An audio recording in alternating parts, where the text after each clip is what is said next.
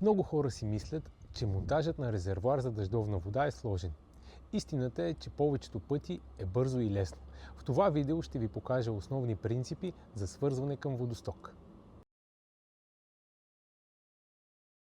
За да свържеш резервоар към водосток са ти нужни самият резервоар, отклонител или събирач за водостока, свързващ маркуч и по желание филтър за листа и замърсявания.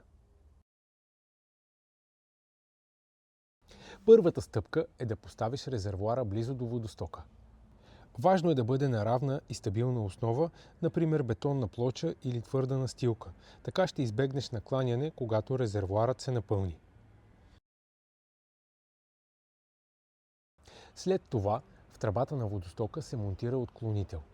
Той позволява част от дъждовната вода да бъде насочена към резервоара, а останалата да продължи по стандартния път към канализацията. Много модели имат и вграден филтър, който задържа листа и по-едри замърсявания. От отклонителя водата се отвежда чрез маркуч към входа на резервоара. В повечето случаи резервоарите имат подготвени отвори или резби за лесен монтаж. Ако искаш по-силно налягане за маркуч или капково напояване, можеш да добавиш помпа. За гравитационно поливане често не е необходимо. Както виждаш, системата е проста и практична. Ако имаш въпрос, свързан с конкретен модел или монтаж, можеш да се свържеш с нас за безплатна консултация. balkanenergy.bg